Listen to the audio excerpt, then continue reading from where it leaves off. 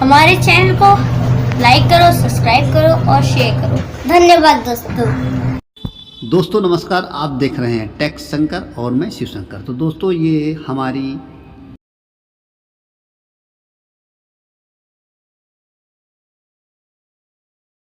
Samsung model का है। तो आज हम इसी पे वीडियो बनाए हैं। ये सैमसंग की हमारी फ्रिज है।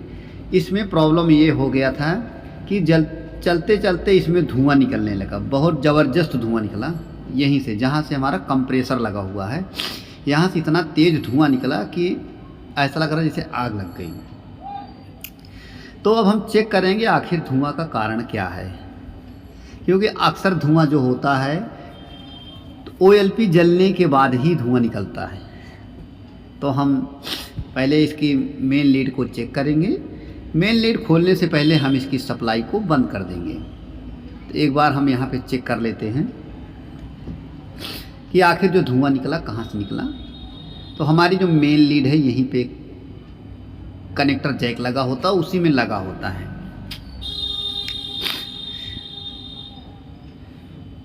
तो यहाँ तो बिल्कुल सही है, यहाँ कोई धुआं का मतलब ही नहीं।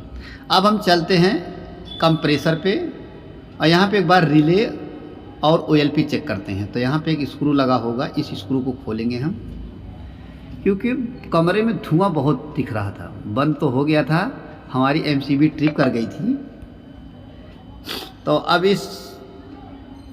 यहाँ से हम इसको प्रेस करके बाहर निकाल लेंगे। लॉक लगा होता है तो हम इसको बाहर निकाल। अब इसमें देखते हैं तो ये देखिए पूरा OLP पूरा देखो जल के राख हो गया है।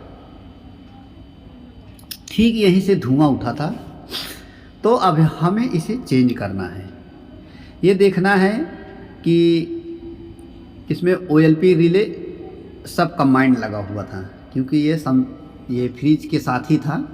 तो इसमें कंप्रेसर की तीनों पिन लग जाती थी, एक में ही दोनों लगे थे। ये देखिए, ये हमारा कंप्रेसर है, 3 पिन का है।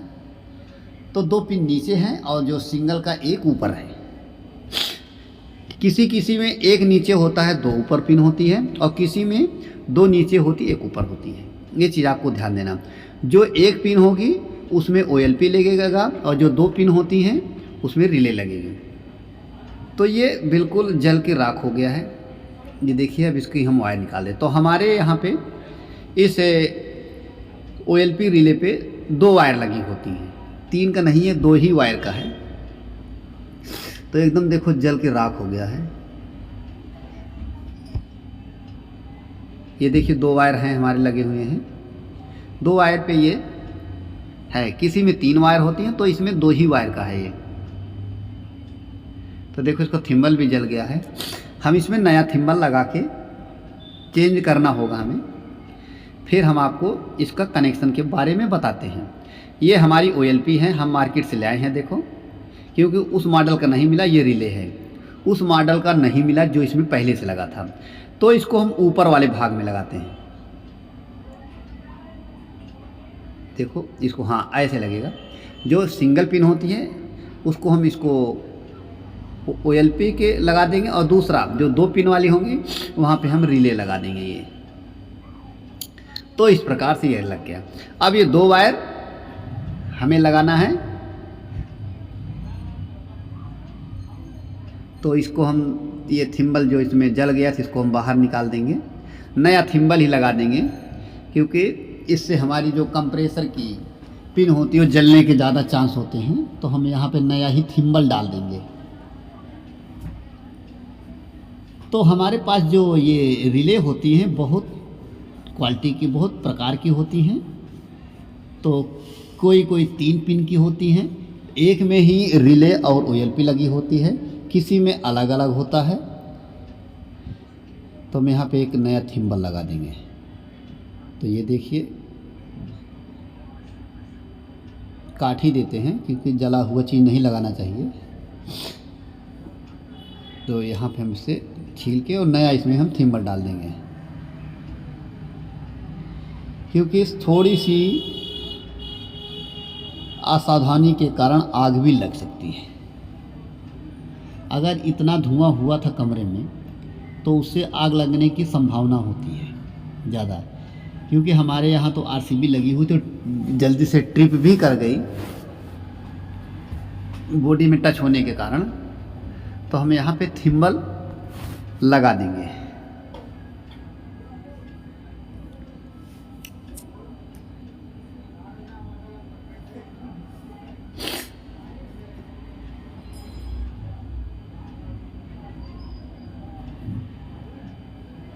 तो दोस्तों ये थिम्बल लगा देंगे, फिर इसको हम अच्छी तरह से टेप लगा देंगे इसमें।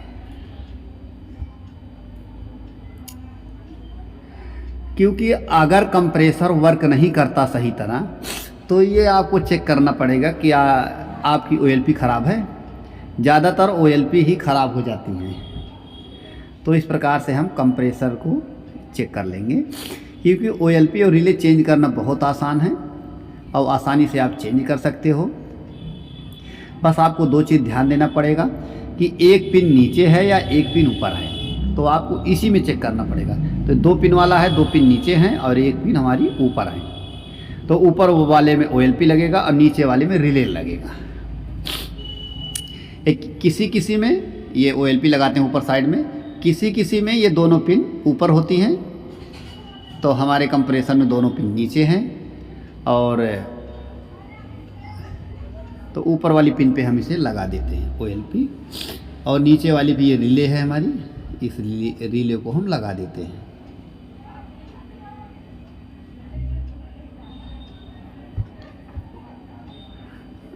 अब ये लग गया है, तो इसमें 2 तार के हमारी जगह दिख रही है।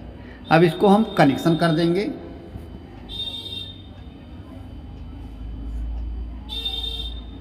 क्योंकि कनेक्शन करने से पहले इस कंप्रेसर के हम जो तीनों खूंटी थी उसको हम कंटिन्यूटी चेक कर दिए, कहीं इसका पिन गड़बड़ तो नहीं कर गए, तो हम सारा चेक कर दिए हैं, तो कहीं भी कुछ नहीं गड़बड़ हुआ है। तो हम इसमें एक बार टेप लगा देते हैं, भी टेप नहीं लगाया था।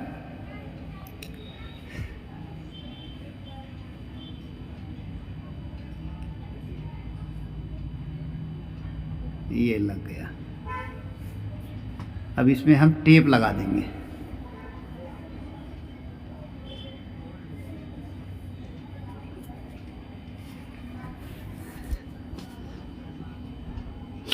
बढ़िया से टेपिंग कर देंगे ताकि यह कोई इसमें प्रॉब्लम ना हो।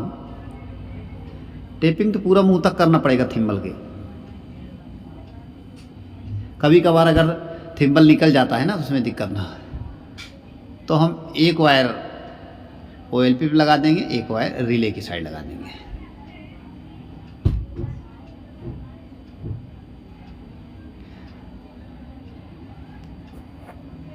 तो ये लग गया। अब हम इसको एक बार चला के चेक कर लेंगे। चलो इसको हम ऑन कर दिए हैं, और इसके ऊपर हाथ रखेंगे और देखेंगे इसमें वाइब्रेशन हुआ कि नहीं। तो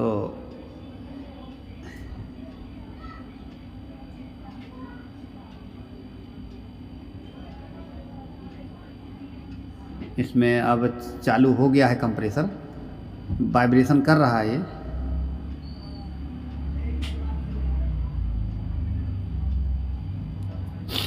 तो दोस्तों हमारी जो ओएलपी थी वो बिल्कुल सही लग चुकी है।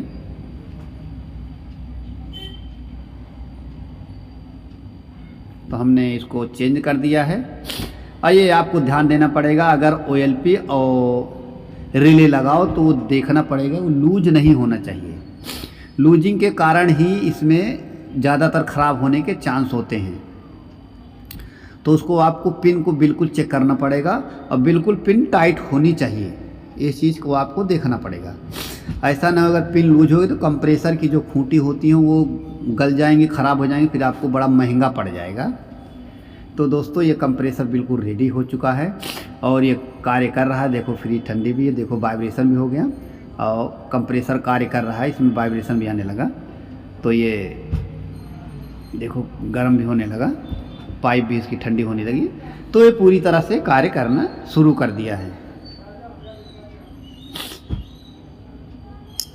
अब हम इस फ्रीज को बंद कर देंगे और फिर इसमें जो कवर है उसको सही से लगा के फिर हम इसको चला के छोड़ देंगे।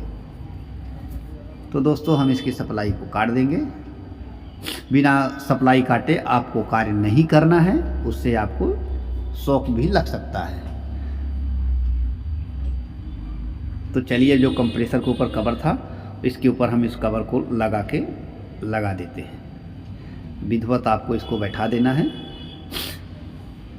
इससे लगने से क्या होता है कि चूहे हुए नहीं काटते हैं, कहीं भी इसका कोई प्रॉब्लम नहीं होती है। तो इसको हम बढ़िया से लगा के इसे हम टाइट कर देंगे।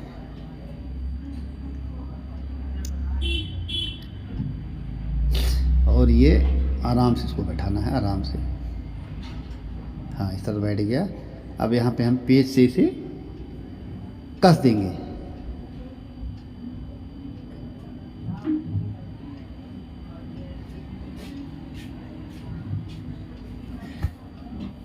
तो ये दोस्तों बिल्कुल कस गया है ये।